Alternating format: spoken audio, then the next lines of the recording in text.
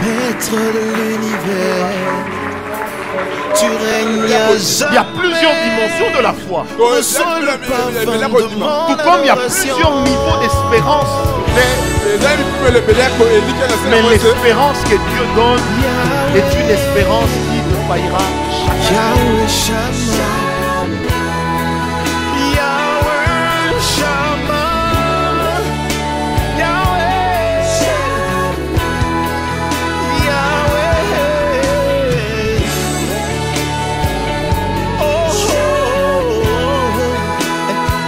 Yahweh, Yahweh Shammah. Me voici devant ton saint trône. Mon âme a soif de toi.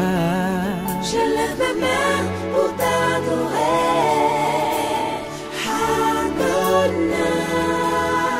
Me voici. Pourquoi est-ce qu'aujourd'hui, il y a tant de crises et même des divorces dans le chef des pasteurs, des serviteurs de Dieu, ou même de ceux qui viennent régulièrement à l'église, qu'on peut considérer comme des fidèles croyants? Amen. Amen. Alors, parmi les éléments de réponse que nous avions donnés, si je vais vite, vous m'arrêtez. Amen. Alors, parmi les éléments de réponse que nous avions donnés, nous avons dit ceci. Parmi les choses dites, nous avons dit ceci. Premier élément, c'est que lorsque les fidèles ne sont pas exigeants, les pasteurs sont obligés d'être eux-mêmes exigeants. Devant le manque d'exigence des fidèles, on croise aussi le manque d'exigence personnelle de la part des serviteurs de Dieu. Amen. Et là, j'ouvre une parenthèse pour dire, diriger un peuple exigeant va vous contraindre à devenir vous-même sévère. Parce que vous savez que vous courez à chaque fois le risque d'être disqualifié. C'est pourquoi dans la vie, lorsque vous voulez réussir, il est important de marcher avec des personnes qui sont capables d'être plus productifs que vous, des personnes qui sont capables de vous challenger. Amen. Quand vous évoluez dans un milieu où vous dépassez tout le monde, à un certain moment, vous n'aurez plus rien à apprendre et là va commencer l'hécatombe dans votre vie. Amen. Un autre élément de réponse que nous avions donné hier, c'est le fait que dans les églises, aujourd'hui, le sexe ou même le mariage sont devenus des sujets tabous. Alors que dans la Bible, ce sujet doit être placé sur le même diapason que le sujet tel que la sanctification, l'onction, la grâce, la miséricorde. Pourquoi? Parce que nous croyons que le sujet du mariage est un sujet très délicat. Une personne qui échoue dans le mariage est une personne qui a déjà échoué pour une bonne partie de sa vie. Amen. On peut certes se remarier, on peut certes refaire un autre couple, mais le mariage a toujours déformé, le divorce, pardon, a toujours déformé les personnes qui sont passées par là. D'où l'important pour nous de parler du mariage, de l'élever à la même hauteur que des sujets tels que l'onction, tels que la grâce, tels que le prophétisme, tels que la faveur divine, et j'en passe. Amen. Mais je suis tout simplement en train de dire que ces excès que nous avons aujourd'hui prouvent que l'Église mature n'est pas encore née. Amen. Il n'y a qu'à voir aujourd'hui le pasteur principal d'une église qui divorce lorsqu'il n'appartient pas à une congrégation ou à une assemblée telle que les assemblées de Dieu, les églises de Dieu et consorts. Qu'est-ce qui se passe? Il n'y a personne pour le châtier. Il n'y a personne pour le suspendre. Et il continue à prêcher comme si de rien n'était, changeant même l'évangile et l'adaptant à sa propre situation. Amen. C'est comme ça que nous avons vu des pasteurs, par exemple, dans ce pays, divorcer lundi, mais dimanche, il est à la chaire. Divorçant au mois de janvier, au mois de mars, il organise 21 jours de jeûne et prière dans l'église pour demander aux mêmes fidèles qui connaissaient la place de maman pasteur de prier pour que leur famille à eux soit des familles unies. Est-ce qu'on me comprend? Amen. Amen.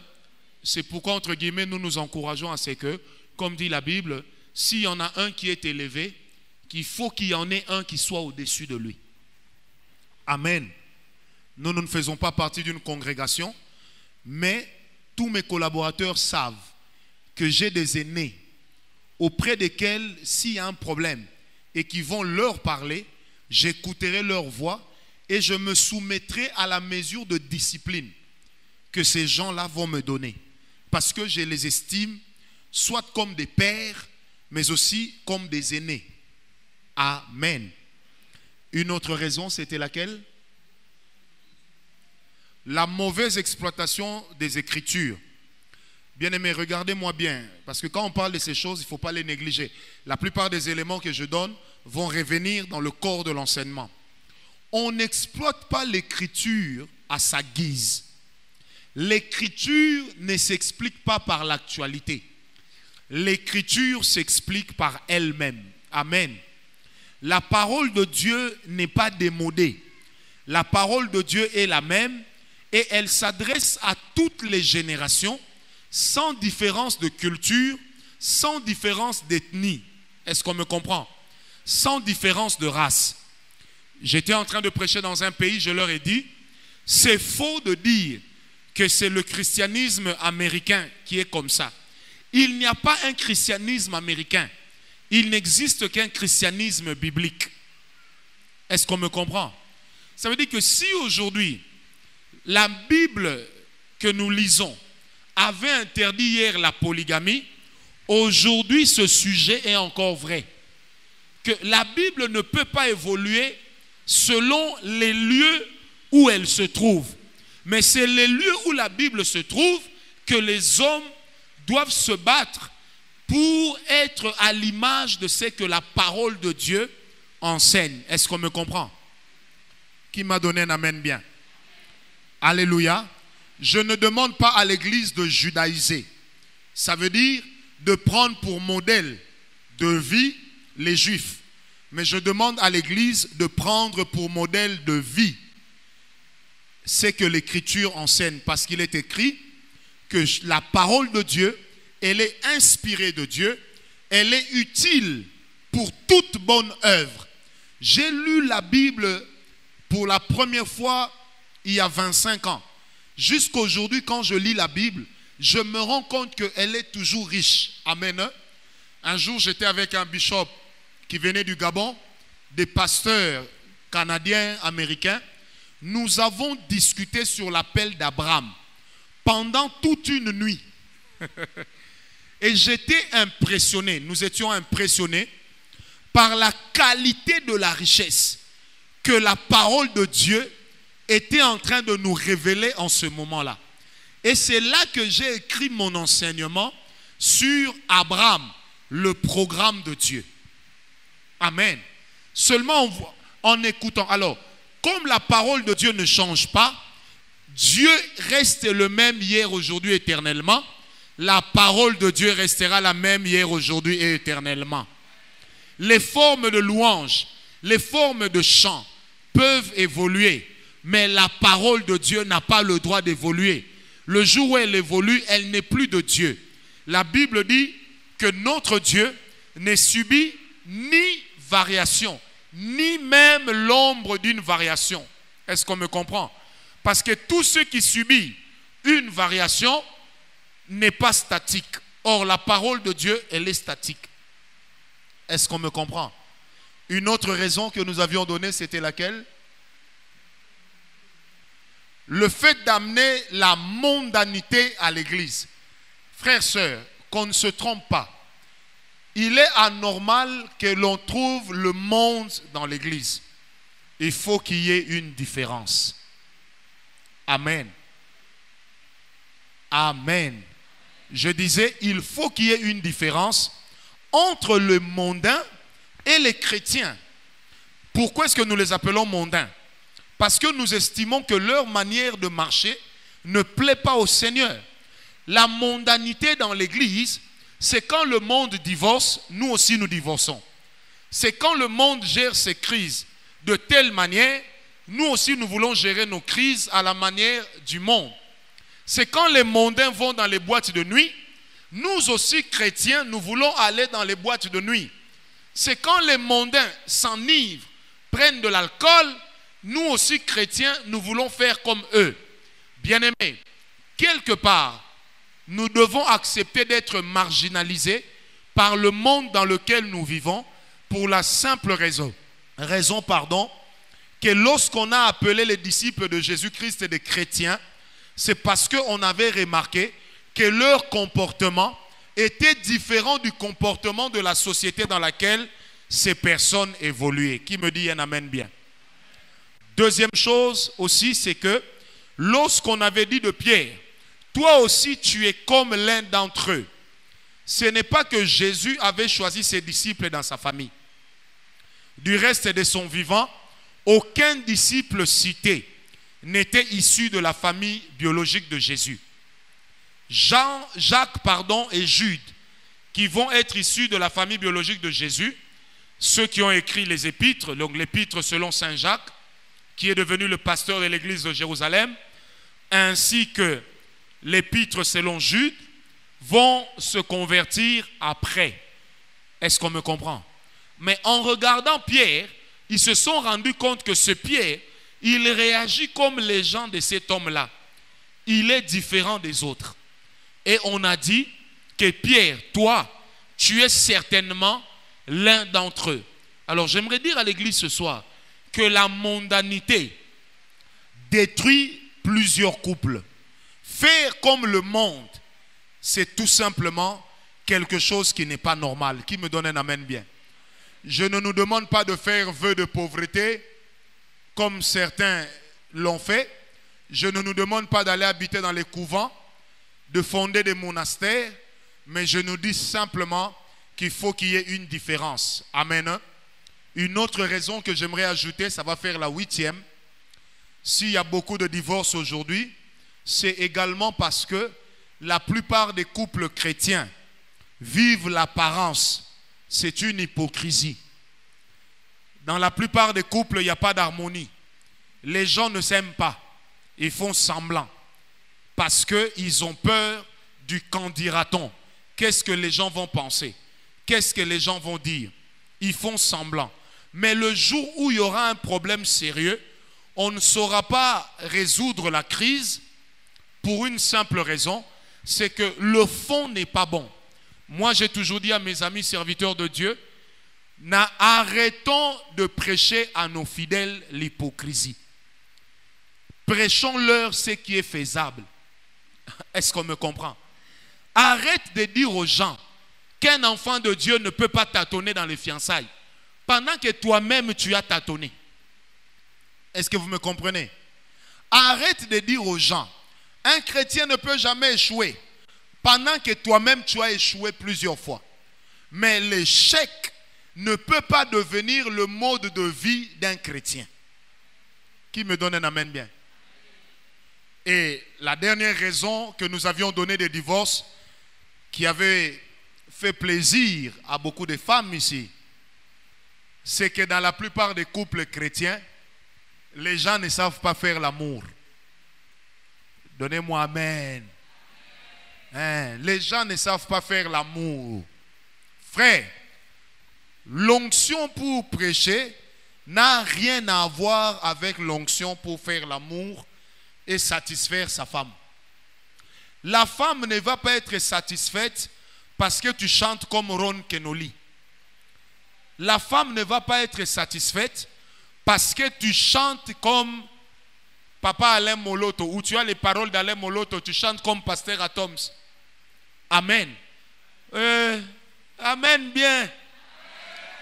L'équilibre d'un couple dépend aussi du cursus Muetarum. Koloko tolondolo ko bokete bouoko kotika mamrukuya yaniuk. Ça veut dire l'équilibre d'un foyer dépend aussi de la manière dont on fait l'amour là-bas. Une femme qui est noniste, ça veut dire qui est attachée au non. Un homme qui est fatiguiste, ça veut dire qui est en perpétuel état de fatigue, met en péril son couple. Amen. Frère, pendant que tu n'es pas marié, apprends à faire le sport. Tu es jeune, tu es fatigué comme la moutarde. Tu dois apprendre à faire le sport. Le sport là, ça aide là-bas. Sinon, tu vas attraper des crampes aux genoux, aux cuisses et dans les muscles ventraux. Même les sœurs. Il y a beaucoup de sœurs ici. Elles sont naturellement fatiguées, comme si la fatigue était le 10e don spirituel qui leur a été donné. Elles vont se laisser aller aux accordéons. Mais ce que vous oubliez, c'est qu'une femme grosse, pas toujours, mais généralement, a soit des mouvements ralentis, ou alors elle n'est pas souple. Ah, donne amen bien. Vous savez, l'un des grands secrets des Brésiliennes, c'est la manière dont les femmes dansent avec la hanche. Ah oui. Les hommes mariés savent que cette danse-là, sans musique, dans le mariage, on en a besoin. Amen. Mais moi, je ne vous comprends pas. C'est moi qui parle de ces choses, vous regardez en bas. Regardez-moi. Hein? Un jour, j'étais dans la salle de sport. J'ai vu des cerceaux. Alors, j'ai posé la question à mon prof. J'ai dit, ces cerceaux servent à quoi? Il m'a dit, papa, mets ça. J'ai mis. Et puis, il me dit de danser comme ça. Et le cerceau était en train de bouger. Vous connaissez ça, non? Maintenant, je lui dis, oui, mais au fond, ça sert à quoi? Il a souri. Il me dit, tu es marié? J'ai dit oui. Il me dit, mon cher, ces mouvements-là aident. Et ce cerceau que vous trouvez anodin joue un rôle très important dans la préparation de l'homme ou de la femme aux relations sexuelles. Qui m'a donné la main bien? Il y a beaucoup de femmes dans les églises qui sont fatiguées de leur mari. Il est à l'église du matin à la nuit. Quand il rentre, rakanta rababa, il parle en langue plus que Jésus lui-même. Plus que l'apôtre Paul qui s'est vanté de parler en langue plus que tout le monde. Là-bas, on ne parle pas en langue. Là-bas, on fait parler en langue.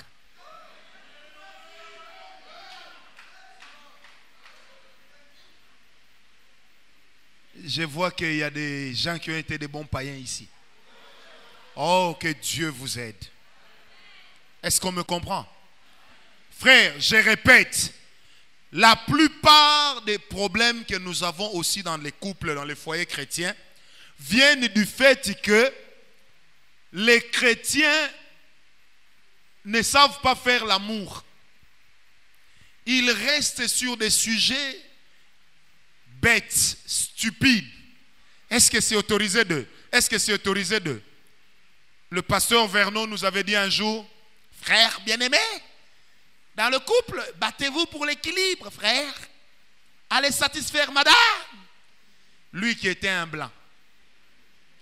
On a connu un frère, un ami au frère Diodo. Il est de sa famille, c'est aussi un Kassaïen. Il s'est marié. Un bon frère. Bon comme le mot bonbon. Quand ils se sont mariés, 6 mois après, en fait, la femme va se rendre compte que le frère, il ne se met pas debout. Et que quand ils vont ensemble dans leur moment d'intimité, ils utilisent les doigts. Ils sont allés voir leur pasteur. Je connais le frère, je connais le pasteur. La femme a accusé. Le pasteur a convoqué le frère. Il dit, frère, c'est vrai que le frère dit oui. Il dit, non, frère, tu es un païen. Pourquoi tu veux pousser ta femme au désordre? Pourquoi tu veux la pousser au péché? Est-ce que tu ne sais pas que parmi les motivations du mariage, c'est entre autres faire l'amour? Oh, donne-moi la main bien. Quand toi tu rêves, toi Michael là, tu rêves de te marier, tu penses à quoi? Moi je ne comprends pas. Il y a des gens, non sœur, j'aime cette sœur, elle prie bien. On va prier ensemble, rababa. Si ce n'est que prier, l'église ici est en chantier, il y a beaucoup d'endroits pour venir prier. Est-ce qu'on m'a compris? C'est pourquoi ne commettez pas l'impudicité avant de vous marier. Parce que vous enlevez au mariage le suspense de la chose derrière laquelle on court. La chose là que nous avions voulu avoir quand on cherchait à se marier. Si toi tu as déjà eu ça avant, tu ne te maries pas, tu régularises. Moi le jour de mon mariage, la fête là ne me disait rien. Je disais à la petite, je dis, oh, là on va traîner. Tout dit, 22h, je commence à lui dire, tu sais qu'on doit partir. Elle me dit, mais les invités sont venus pour nous. Je lui ai sorti la théorie du panthéisme nourritural. Je lui ai dit, non, les gens sont venus pour manger. On va les laisser manger. À 0h, j'ai craqué. J'ai dit, maman, depuis que je me suis converti, j'ai attendu plusieurs années ces moments. Ah, si tu te lèves pas, moi je vais faire un scandale ici. Je l'ai tenu par la main, 2 pas de danse en partant vers la porte. Et quand on arrive dans la chambre d'hôtel, les parrains veulent encore nous conseiller. Oh non, vous savez, prophète. Il faut aller doucement, il faut aller. Quand ils sont partis, j'ai dit, maman, tout ce qu'ils ont dit là, ça ne me regarde pas. Ici, là, on va s'affronter ici. Un de nous doit mourir ici. Et vous savez, c'était en 2006. Nous, on s'est mariés. Il y avait la guerre derrière à Kinshasa. Entre 2 protagonistes politiques. Et nous sommes bloqués nous sommes restés bloqués à l'hôtel 1 semaine. J'étais heureux. Je me suis même dit, ils n'ont qu'à tirer encore 2 semaines. Ils n'ont qu'à se... Et puis la femme me dit, 3 jours après, me dit, mais tu sais qu'à l'hôtel là, il n'y a plus à manger. Moi, je dis, moi, je n'ai pas besoin de ça. Non, je n'ai pas besoin. Maintenant, quand toi, tu as déjà pris l'habitude avec ta fiancée d'avoir tout ça, les nuits de noces là, ça va vous servir à quoi? Il ne faut pas appeler ça nuit de noces. Il faut appeler ça nuit de prolongation. Mais parce que le match s'est déjà joué. C'est pourquoi même dans l'église, nous avons des gens mariés. Mais qui restent à la salle de fête jusqu'à 5 heures. Il n'y a rien à découvrir. Ils se marient samedi, ils quittent la salle à 4 heures. À 8 heures, plus fidèles que Saint Jean. Ils sont à l'église pour adorer Dieu. Sorcieuse. Donne-moi la main bien. Je disais, donne-moi la main bien. Est-ce que quelqu'un est avec moi? C'est pourquoi c'est important de vous préserver du sexe avant le mariage. Une autre raison aussi, nous avions dit, c'était le fait d'avoir des mauvais repères. Ensuite, nous avions posé la deuxième question, laquelle était-ce? Qu'est-ce que Dieu gagne quand nous sommes séparés ou divorcés? Quand nous sommes divorcés dans un contexte de mariage, Dieu ne gagne rien parce que le Seigneur n'encourage pas le divorce. Amen.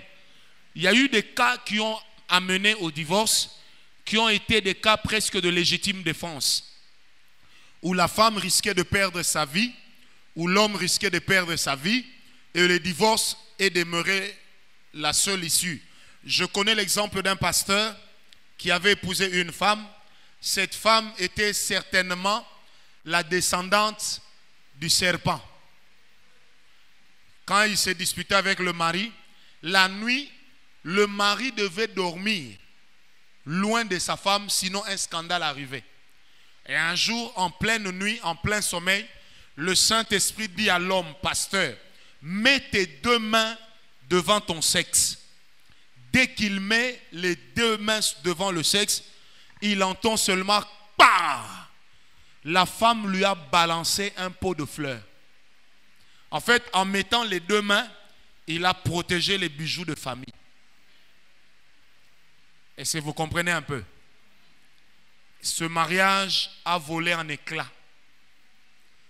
Il y a eu des cas où une femme me disait, quand mon mari me tape, il me tape jusqu'à un point où il cherche ma mort en m'étranglant. Je lui ai dit, je ne peux pas te donner la permission de divorcer, mais je préfère que ce soit une décision de justice. Parce qu'en retour, nous avons une maman de l'église ici, dont l'amie était morte à Londres à cause des coups de son mari, qui avait l'habitude de la rosser sévèrement. D'abord, entre guillemets, j'aimerais ouvrir une parenthèse. Mes amis, un vrai homme ne tape pas sa femme. On ne gagne pas l'autorité par la force. Sinon, ça devient de l'autoritarisme. Un homme vrai apprend à se faire respecter sans faire usage de ses coups. Qui m'a donné un amen bien? C'est pourquoi le masochisme, pour moi, est une forme de possession démoniaque. C'est quoi le masochisme?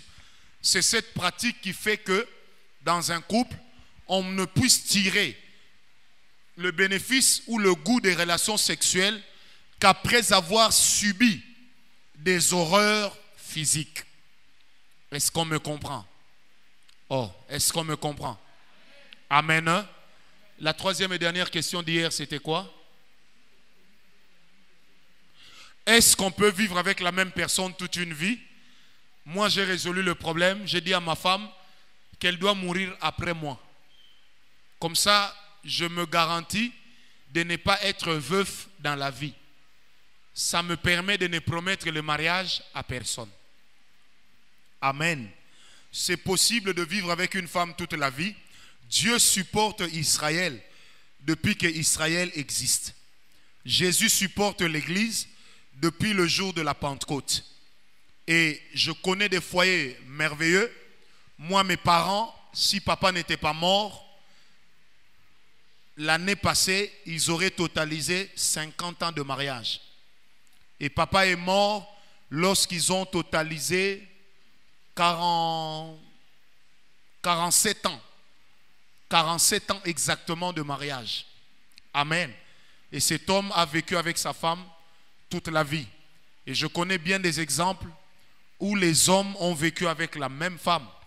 Et j'ai cité hier le pasteur Jacques-André Vernon, qui est pour nous le plus bel exemple ici au Congo. J'ai cité le pasteur Billy Graham. En le citant, je ne savais pas qu'il totalisait 100 ans. Amen. Cet homme a vécu toute la vie avec la même femme. Le pasteur, l'évangéliste Tommy Lee Osborne a vécu toute sa vie avec la même femme, au point que quand la prophétesse Daisy mourait, il a prié pour qu'elle revienne à la vie. Elle est revenue à la vie. Elle lui a dit, laisse-moi partir. Tu n'es pas fatigué de moi. Et lui disait, je ne suis pas fatigué de toi. Amen. Parce que dans la vie, Dieu sait rajeunir l'amour. Non seulement que Dieu rajeunit l'amour, mais nous aussi, nous devons apprendre à garder notre amour jeune. Apprendre à faire des jeux, à rigoler ensemble, à sortir ensemble, à aller manger, à laisser les enfants, à aller rouler à la plage, dans le sable. Est-ce que quelqu'un me comprend? L'amour doit rester jeune. Vous avez des jeunes qui s'aiment comme deux vieillards, fatigués des jours. Et l'homme avec une démarche comme s'il avait marché dans la campagne d'évangélisation de Bonquet à Sainte-Thérèse. Un coyote fatigué. L'amour doit rester jeune. C'est pourquoi, frère, j'aimerais insister. Vous voyez, quand vous êtes jeune comme ça dans les fiançailles, apprenez à vous faire des cadeaux. Apprenez déjà maintenant à être complice. Les cadeaux vont dans les deux sens. Femme noire, les cadeaux vont dans les deux sens. Nos sœurs aiment qu'on leur fasse des cadeaux, Mais elles pensent que quand elles font les cadeaux, c'est une faiblesse. L'amour a entre autres pour langage les échanges. On s'aime, on se fait des cadeaux. Amen. On s'aime, on se le témoigne. On sort ensemble. Moi, je suis marié. Il m'est arrivé plusieurs fois de manger au restaurant avec l'argent de ma femme. Parce que c'est elle qui me l'a offert. Mais j'ai rencontré une sœur, villageoise de son état, paysanne psychologique, qui me disait, moi, ma tante m'a dit, une femme qui fait des cadeaux à un homme est faible. Combien de femmes ici ont déjà fait cadeau à leur mari? Levez un peu la main. 1, 2, 3, 4, 5, 6, 7. Applaudissons un peu ces femmes. 7, 8. Combien de fiancées sœurs ont déjà fait des cadeaux à leurs fiancés? Levez la main. Pas le jour de leur anniversaire. Pas le jour de Noël. Pas le jour de bonne année. Combien ont déjà fait des cadeaux? Oh, toi tu es femme. Celle qui devait lever la main est derrière, mais elle n'a pas levé la main. Alléluia. Sœur, apprenez à faire des cadeaux. C'est pourquoi vous voyez, l'homme noir a tendance à minimiser la femme. Parce que la femme se valorise aussi par ce qu'elle apporte dans la vie de l'homme. Qui m'a donné l'amen bien? Amen. Dernièrement, nous nous retrouvons avec ma femme quelque part. J'étais en train de chercher la pochette de mon iPad, je n'en trouvais pas. Et là où on était, ceux qui vendaient m'ont dit, mais votre iPad c'est un vieux modèle. Maintenant moi je me suis fâché. Je dis, comment lui peut me dire c'est un vieux modèle? C'est lui qui m'a acheté ça. Et puis ma femme me dit, chérie, écoute, on va couper la poire en deux. J'ai ma carte ici, je t'achète un iPad. J'ai dit, à l'occasion de quoi? Elle me dit, oh, mais tu es dans le besoin, tu n'as pas d'argent. Laisse-moi t'offrir un iPad. J'ai dit rien. Nous nous sommes disputés. Quand nous sommes sortis, j'ai commencé à regretter. Parce que je me suis rendu compte que j'avais besoin de cette histoire-là. Que Dieu la touche là où elle est, qu'elle me ramène ça.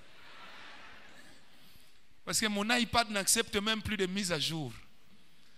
Est-ce que quelqu'un me comprend? Sœur, femme noire, femme africaine, fais des cadeaux à l'homme qui t'aime. Hein, sœur, est-ce que vous m'entendez bien? Tu touches $150, $100. Achète lui-même un jeu de cartes de 1000 francs. Tu mets un peu d'argent de côté, un jour tu lui achètes même la Play One. Tu dis, chérie, j'ai pensé à toi. Même un paquet de biscuits Candy.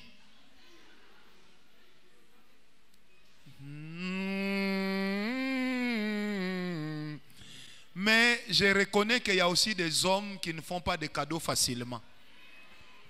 Ce ne sont pas des petits villageois, eux. Mais ce sont des gens qui luttent contre l'évolution. Il faut savoir faire des cadeaux à sa femme. À l'occasion de rien. Elle dort comme ça, elle a l'impression que quelque chose la chatouille. Elle enlève le coussin, elle voit une belle bague. Et puis elle fait, oh, c'est pour moi. Oh, c'est trop chou. Mais nos sœurs ici, yeah. Que nous sommes dans la bague chère, on a un compte nangai.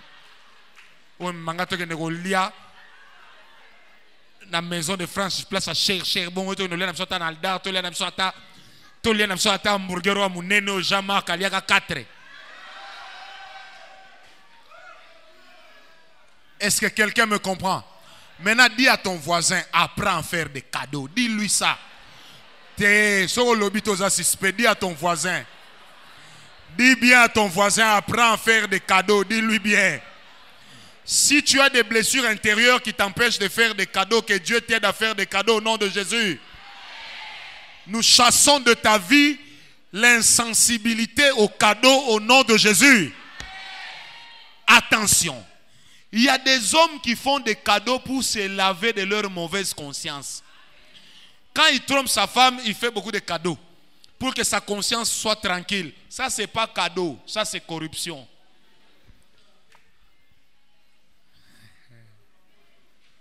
Aboma moto, hein? Aboma moto mingi mingi, hein?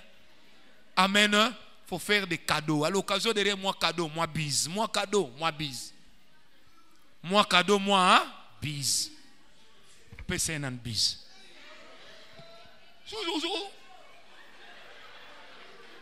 T'as la petite chose. Pesa et bise dit.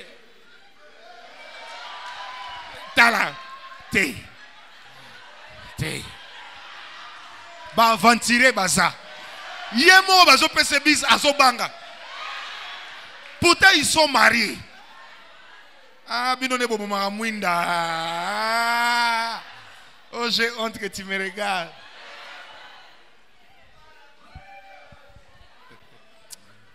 Ah! Vous m'avez choqué, hein? Vous pensez que quand vous entrez ici à l'église, nous on s'imagine quoi? Des fois, je vois le frère fatigué. Je sais. Et puis penser ça de vous, ce n'est pas avoir de mauvaises pensées. Au contraire, c'est avoir de très bonnes pensées. Parce que ça vous est autorisé. Il fallait moi s'engager, moi baisse ça, ou démonstration à baisse. Il y a silicoti, il y a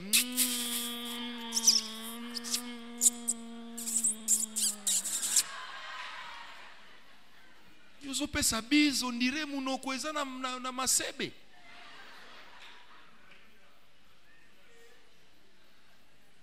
Amen ou pas amen? Où sont les mariés assis ensemble? Levez un peu la main. C'est là où les Romains. Où sont-ils? Papa Justin, tu viens de te marier. Où est ta femme? Où est la femme de Papa Justin? Maman, lève-toi un peu. Va là-bas. Sœur, où est Papa Justin? Sœur, pardon, donnez la place à sa femme. Et changez-vous de place. Changez-vous de place. Eux, ils n'ont pas encore une année de mariage.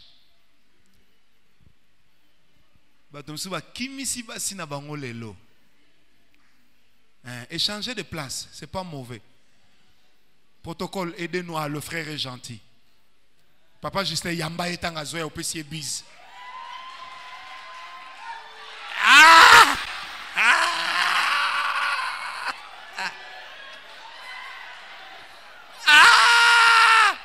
Madame Alinga Kimango. Frère Landelien en corner.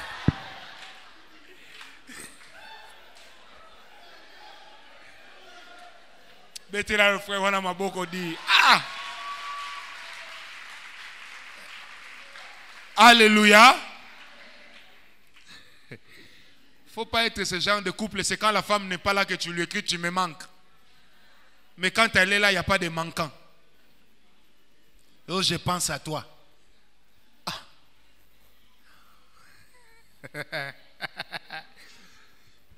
Les crises dans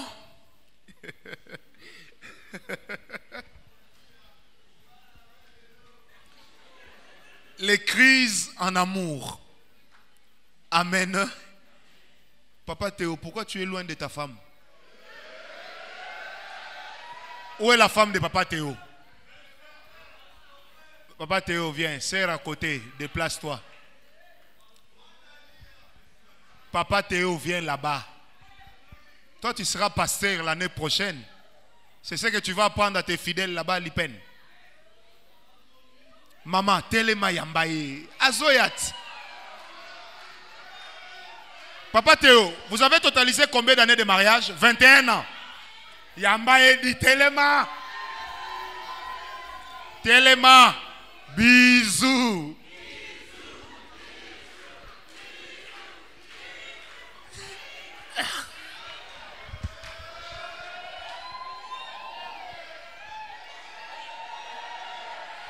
Caméra, caméra. Ah.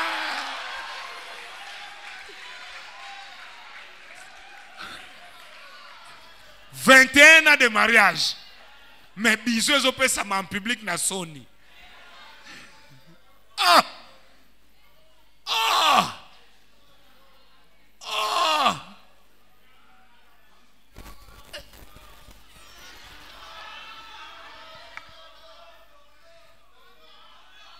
Junior a fait quoi? Oh, boba la paix, ça m'a bisou. Quand on encourage, ma bisou là-bas, ça va tout. Amen. Pour bien résoudre les crises en amour, la première des choses qu'il faudrait commencer par faire, premièrement, c'est identifier la nature des crises. Identifier la...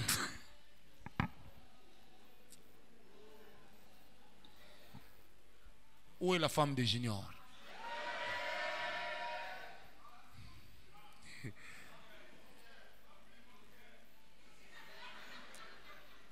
Il faut commencer. Il faut commencer par identifier la nature des crises. Deuxièmement, il faut identifier l'origine de la crise. Il y a la nature de la crise, ensuite l'origine de la crise qui définissent la manière dont il faut gérer la crise et y trouver une solution. Je reprends. La nature de la crise et l'origine de la crise expliquent la manière ou le modus operandi à utiliser pour élaguer complètement la crise. C'est pourquoi, j'aimerais ajouter, on ne gère pas toutes les crises de la même manière.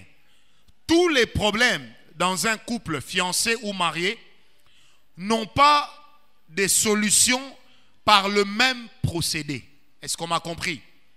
Ça n'a pas de solutions par les mêmes procédés.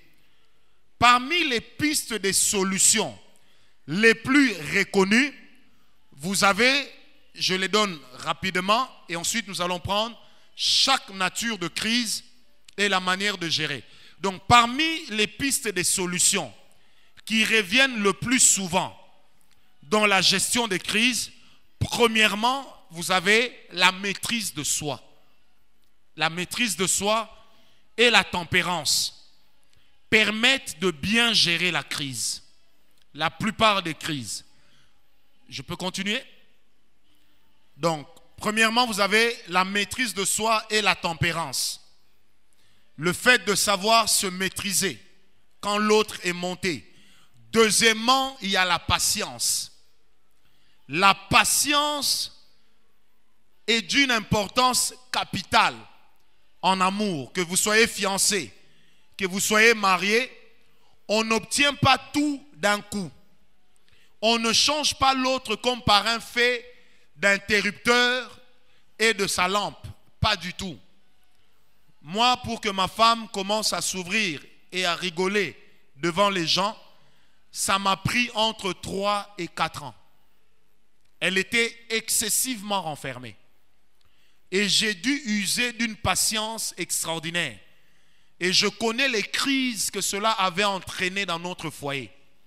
Parfois, c'était des crises qui m'ont amené à refuser de manger même pendant une semaine. Juste pour faire pression sur elle. Mais je me suis rendu compte que ça ne changeait pas. Et c'est là que l'Esprit de Dieu m'avait enseigné. Parmi les grandes solutions aux crises, il y a également le silence. Qui dit avec moi le silence? Se taire est quelquefois un remède d'une importance incalculable. Se taire, savoir garder silence. Vous allez remarquer que même Dieu, quand nous lui parlons, il garde silence. Amen. Celui qui n'a pas la capacité de se taire ou de garder silence lorsque les grandes eaux s'élèvent, court le risque de rendre la situation plus compliquée qu'elle ne l'est déjà. Quelquefois, un excès de commentaires, un excès de zèle, une parole à double sens peut créer des problèmes incroyables. Amen.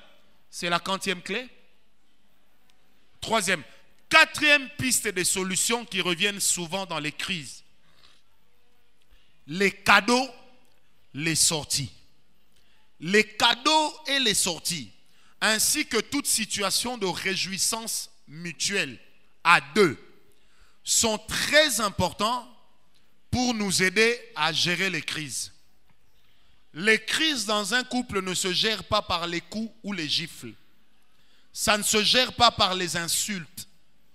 Ça ne se gère pas par des chamailleries. Du reste, la Bible dit qu'une femme qui se chamaille beaucoup, elle est comme la carie des os. Elle est comme un cancer des os. Ça veut dire elle est insupportable à vivre. Et Proverbe dit, vaut mieux habiter sous un petit toit ouvert, amen, que d'habiter dans une maison avec une femme querelleuse, mais aussi avec un homme querelleur. Parce qu'il y a aussi des hommes discutailleurs, querelleurs. Ils se querellent à tue-tête. Pourquoi est-ce que querelle est au féminin? Parce qu'il ne sied pas à un homme de se quereller.